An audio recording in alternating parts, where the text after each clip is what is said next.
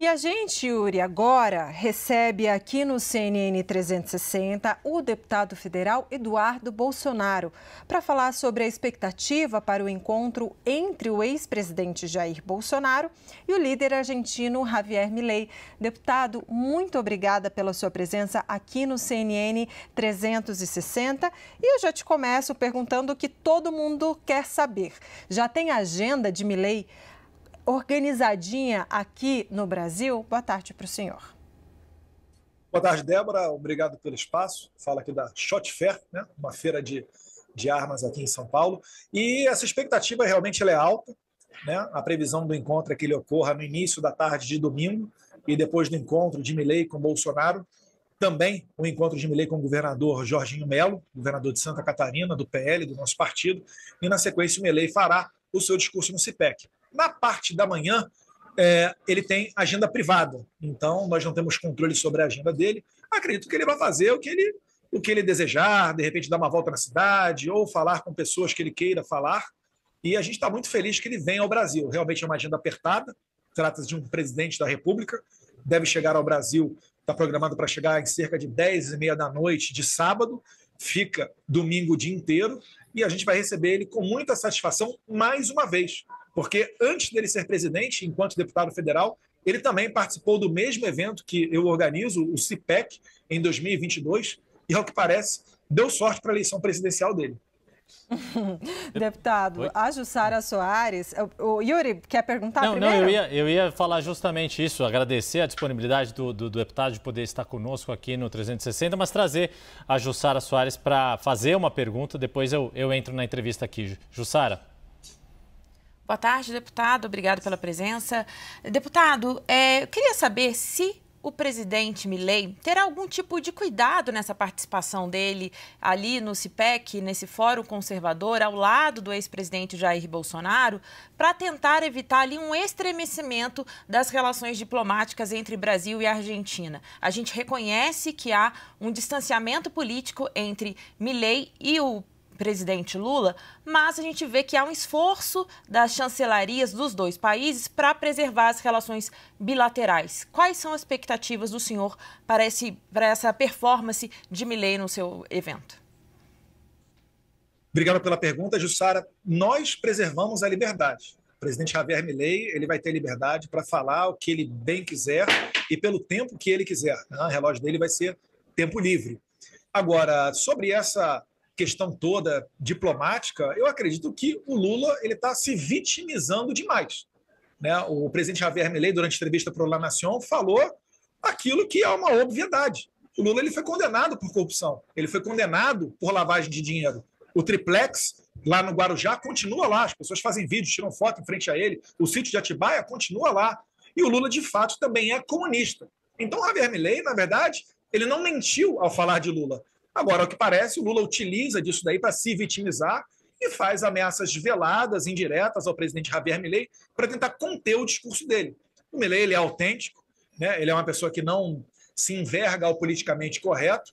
Isso pode trazer algum tipo de surpresa no discurso dele, mas a relação comercial entre Brasil e Argentina está acima disso também. Eu acho que vai continuar fluindo de maneira normal. Querer que o Milei, né, fuja da realidade, fuja da verdade, certamente não é a característica dele. Deputado, Yuri Pita agora falando com o senhor, mas ainda nesse ponto, o senhor diz que defende a liberdade, que Javier Milei terá, claro, o direito de falar o que quiser, mas ele tem agora um papel institucional não só de chefe do governo argentino, de chefe de Estado da Argentina. A relação entre os países Brasil e Argentina perpassa Lula, Bolsonaro, Javier Milei, Alberto Fernandes. O seu pai, quando foi presidente, teve uma reunião bilateral por videoconferência com Alberto Fernandes, com todas as divergências ideológicas, mas foi respeitado um protocolo da diplomacia. O que a gente tem de histórico de Javier Milei, por exemplo, lá na Espanha, ele não só não teve nenhum tipo de contato com o chefe de governo, nem com o chefe de Estado da Espanha, como fez declarações muito pesadas que levou a um rompimento diplomático, a uma crise diplomática entre os dois países. Neste caso, o senhor não descarta que possa ocorrer uma crise diplomática entre Brasil e Argentina? Olha, mais uma vez, né, o Javier Milei ele não está mentindo, ele não está fugindo da verdade. O caso, né, que o Yuri o senhor acabou de relembrar da Espanha, na verdade, essa história é um pouquinho maior, né? Durante os debates presidenciais da Argentina, um ministro do primeiro-ministro Sánchez da Espanha, de nome Puentes, sugeriu que o Javier Milei era um usuário de drogas. O Javier Milei, quando foi à Argentina, ele apenas relembrou do caso de corrupção que envolve a esposa do atual primeiro-ministro Sánchez, que inclusive, né, essa casa que está no meio de uma celeuma de corrupção está sendo matéria de investigação. Então, mais uma vez, o Milei, ele não tem faltado com a verdade, ele não tem mentido de maneira nenhuma. E eu não esperaria, né, se fosse ele, conhecendo um pouquinho de Lula, um pouquinho de Sánchez e dessas pessoas mais alinhadas com a esquerda, eu não esperaria boa vontade nenhuma. A esquerda, ela sempre que puder, ela vai prejudicar os seus adversários, porque ela coloca a busca pelo poder acima de tudo. Então, o que o Lula está fazendo? Ele está buscando se vitimizar para ter uma justificativa para tentar retaliar comercialmente a Argentina. Então, é esse o cenário que está se desenhando. Mais uma vez, o Milei não está faltando com a verdade e os seus posicionamentos fortes fazem dele um líder forte. Ele tem um papel institucional. Por exemplo, ele foi aos Estados Unidos a primeira vez durante o governo de transição e não se encontrou com Donald Trump. Se encontrou com o progressista, esquerdista Bill Clinton. Porque ele está fazendo o quê? Ele está tentando entrar na comunidade americana de milionários e bilionários para tentar atrair dólares para a Argentina. E aí está o papel de um verdadeiro estadista. Ele tem cumprido esse papel. Agora, querer que ele se dobre e tenha um respeito, tenha uma admiração ou qualquer coisa desse tipo ao Lula, realmente fica difícil. Porque todos viram que o Lula, na verdade, não foi inocentado. Ocorreu uma manobra dentro do Supremo Tribunal Federal para retirá-lo da cadeia e fazê-lo concorrer nas eleições de 2022. Mas, deputado, é isso aí que tem jogo. Deputado, desculpa a insistência aqui, é no papel institucional que ele, como presidente argentino, deve cumprir nos países que visita, que, por exemplo, o seu pai, o ex-presidente Jair Bolsonaro, cumpriu nos países que ele visitou enquanto chefe do Estado brasileiro. Ele esteve em outros eventos internacionais, se encontrou com Alberto Fernandes, tiveram até conversas amistosas, brincaram que a rivalidade entre Brasil e Argentina deveria ficar restrita ao futebol, não deveria comprometer a relação entre os dois países. É nesse sentido que eu pergunto ao senhor se não há nenhum temor de que as declarações de Javier Milei no território brasileiro, no que ele falar na Argentina, para as entrevistas à imprensa argentina, ele está no direito dele. Mas ao visitar o território de um outro país, fazer frases fortes, colocações, sem entrar no mérito do que elas querem dizer, mas se isso não é uma quebra de protocolo para um chefe de Estado. Olha, realmente, protocolar pode até não ser. Mas antes de mais nada, a gente vai concordar então que o Bolsonaro é um estadista. Né? Tinha um bom relacionamento com vários presidentes, independentemente de serem de esquerda ou de direita.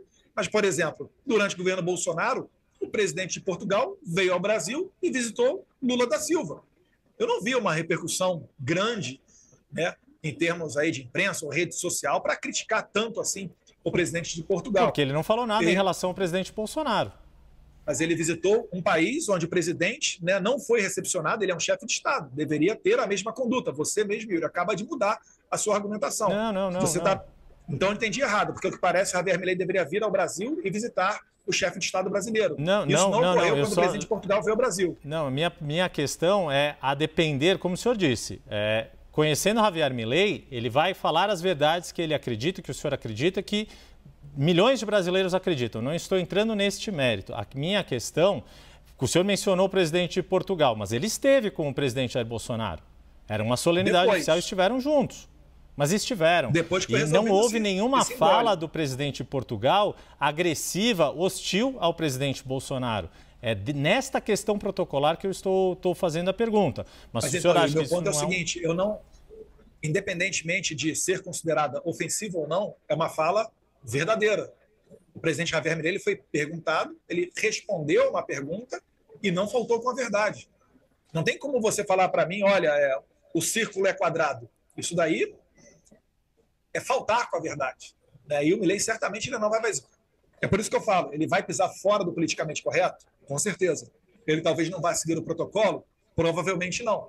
Mas isso é uma característica dele. Não pode o Lula tomar, né, uma ofensa que ele possa entender ser uma ofensa pessoal para ele e querer se vingar utilizando da máquina estatal. Ou será Deputado, que todo mundo que disser que o Lula foi condenado por corrupção e lavagem de capitais vai ter que sofrer o peso da mão do Estado em cima dele? Eu acho que não é por aí e não é assim que o estadista deve agir. deputado, agora eu chamo a Luísa Martins para te fazer mais uma pergunta. Luísa, com você. Deputado, obrigado pela entrevista. Deputado, o presidente da Argentina foi recentemente muito criticado por supostamente ter usado recursos públicos para viajar à Espanha em uma viagem ali de caráter pessoal, né? O senhor falou há pouco que parte da agenda dele no Brasil será privada ali para os compromissos que ele entender mais convenientes. Eu queria saber se o senhor sabe quem está bancando a vinda de Milei ao Brasil. É o governo argentino ou a Conferência de Ação Política Conservadora tem alguma parte nesse financiamento? Não. Do lado aqui do CIPEC, a gente está deixando à disposição quartos de hotéis, alimentação e etc. Mas a vinda dele para cá, de fato eu não sei quem é que está custeando isso daí. Agora, ele é um presidente da República, né? Fica até difícil. Eu não sei nem se, do ponto de vista econômico, ele, junto com a segurança, a equipe que viaja junto com ele, se seria produtivo você fazer viagens em aviões comerciais. Eu acredito que, tendo um avião à disposição, ele deva usar o avião à disposição da Força Aérea Argentina ou à disposição da Presidência da República. Não vejo de nenhuma maneira uma crítica com relação a isso, até porque, até onde eu sei, todos os presidentes e primeiros ministros e chefes de Estado utilizam aviões do governo para viajar. Deputado, quem vai entrar agora na entrevista é o Vitor Irajá, também daqui de São Paulo. Vitor, boa tarde. O entrevistado, o deputado Eduardo Bolsonaro, te ouve. Deputado, boa tarde. Deputado, ainda sobre esse cenário internacional e essas relações entre chefes de Estado, o seu pai, quando presidente da República, tinha uma relação pessoal muito próxima com o ex-presidente Donald Trump nos Estados Unidos, e agora se discute, né, sobre a viabilidade eleitoral de Joe Biden e uma possível nova vitória de Donald Trump. Eu queria entender como é que o senhor vê esse cenário eleitoral hoje e como é que as relações com o Brasil seriam impactadas por uma possível vitória de Donald Trump. Olha, nossa relação com o Trump ela é muito boa, né? A gente conseguiu construir algo que vai para além da política, tá? Tive algumas oportunidades, até mesmo momentos de lazer, com o filho dele. Na saída do governo Trump, fui aos Estados Unidos, fui recebido pela filha dele, a Ivanka Trump. Por vezes vou ao Mar-a-Lago, tenho encontro com eles, então a relação ela segue muito boa. Eu acredito que o Joe Biden ele caiu numa armadilha feita pelo próprio Partido Democrata para tentar realmente expor, né, essa, como é que eu posso chamar isso, essa quase demência, no sentido doentio da palavra mesmo, sem condições, muito senil, sem condições de levar adiante o cargo de presidente da República. Isso não é de agora, tá? Vem de um bom tempo, mas esse debate que ocorreu, o último entre o Trump e o Biden, ele foi um debate voluntário, não é um debate que está dentro do calendário eleitoral, como, por exemplo, nós temos no Brasil, que a Band faz a abertura de debates, depois segue na sequência, inclusive a CNN participando dessa questão eleitoral. Então, o que eu acredito? O Joe Biden ele participou desse debate, ele demonstrou aquilo que todos já sabem, e o Partido Democrata ele tem até agosto para mudar a candidatura do Biden. Agora ocorre uma pressão gigantesca da direita, da esquerda, dos meios de imprensa, da rede social, para que ele desista da corrida presidencial. Já se fala agora, né, quem é que será o próximo, se será a Kamala Harris, que é a vice do Biden, e tradicionalmente o vice nos Estados Unidos ele concorre à presidência, ou o governador, o Gavin Newsom, da Califórnia. Então esse é o debate que está se pondo agora. Independentemente de quem seja, as pesquisas também apontam que o Trump ele é o franco favorito. Dos 6 estados norte-americanos, que são chamados swing states, que por vezes votam no Partido Republicano, por vezes votam no candidato democrata, dos 6, 5 estão com ampla vantagem para uma eleição do Donald Trump. E o Trump ganhando, ele dá fôlego, né? Porque o que ocorre nos Estados Unidos normalmente acaba depois influenciando no Brasil. O Trump foi eleito em 2016, o Bolsonaro foi eleito em 2018, o Milei, que é outro outsider, com pouquíssimos recursos, foi eleito agora mais recentemente na Argentina. Então nós acreditamos que em 5 de novembro, sendo eleito Donald Trump, isso vai impactar de maneira positiva para a direita, que não somente na nossa região aqui na América Latina, mas também na Europa, demonstra estar em um momento de ascensão. Finalizo relembrando que, além da Argentina, o Paraguai, o Uruguai e o Equador não têm chefes de Estado ligados à esquerda, são de centro-direita ou de direita. E tudo indica também que no Chile, e na Colômbia, devido ao mau desempenho e baixa popularidade dos atuais presidentes, respectivamente o Boric e o Petro, também deve ocorrer uma troca de poder lá na próxima eleição.